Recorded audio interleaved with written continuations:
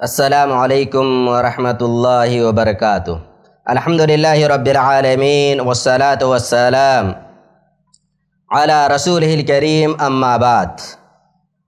آج ہمارے معاشرے میں بہت ساری باتیں ایسی جو کتاب و سنت سے ثابت ہیں، لیکن ان باتوں پر عمل کرنا معیوب سمجھا جاتا ہے، یا ان پر عمل کو بعض لوگ ناجائز قرار دیتے ہیں، اور بہت ساری باتیں ایسی جو قرآن اور حدیث سے ثابت نہیں ہیں، لیکن لوگ ان پر عمل کرنے کو معیوب نہیں سمجھتے ہیں، اور بعض لوگ ان پر عمل کرنے کی دعوت بھی دیتے ہیں اور ان باتوں کو جائز بھی قرار دیتے ہیں۔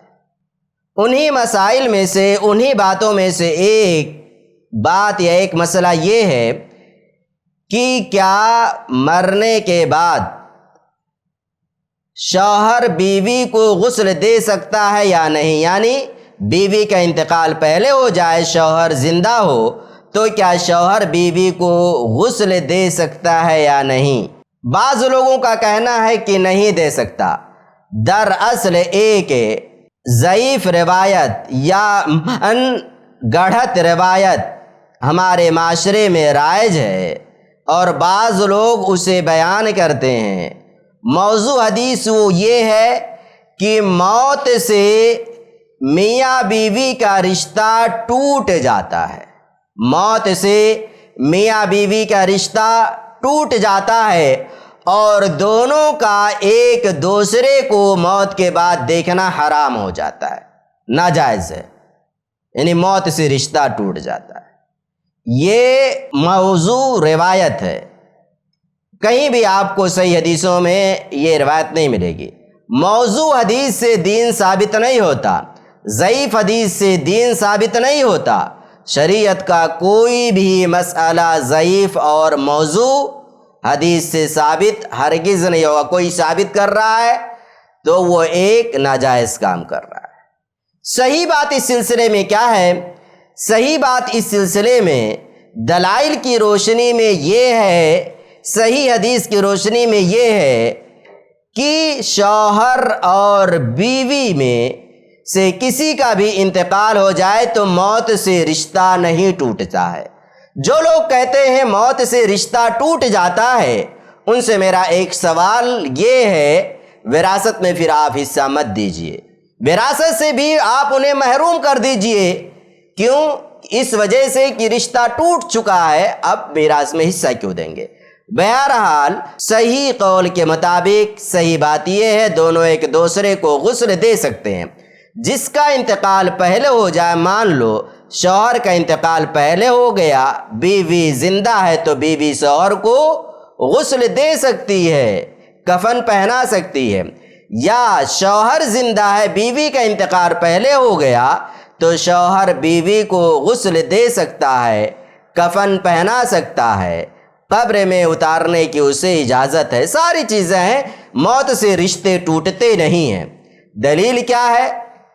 دلیل صحیح ابن حبان کی ایک روایت ہے، آپ صلی اللہ علیہ وسلم نے عائشہ رضی اللہ تعالی عنہا سے کہا تھا، حدیث نمبر ہے 6586، کہ اے عائشہ، ایک موقع پر اللہ کے رسول صلی اللہ علیہ وسلم بقیع الغرقد سے واپس آئے، اور اما عائشہ رضی اللہ تعالی عنہا کے سر میں درد ہو رہا تھا۔ اس موقع پر آپ نے ان سے کہا تھا، اے عائشہ، اگر تمہارا انتقال مجھ سے پہلے ہوتا تو میں تمہیں غسل بھی دیتا، کفن بھی پہناتا، نماز جنازہ بھی پڑھاتا، اور تمہیں قبر میں بھی اتارتا۔ لہذا یہ صحیح حدیث ہے۔ اس صحیح حدیث سے یہ بات معلوم ہوتی ہے کہ شوہر بیوی کو موت کے بعد غسل دے سکتا ہے۔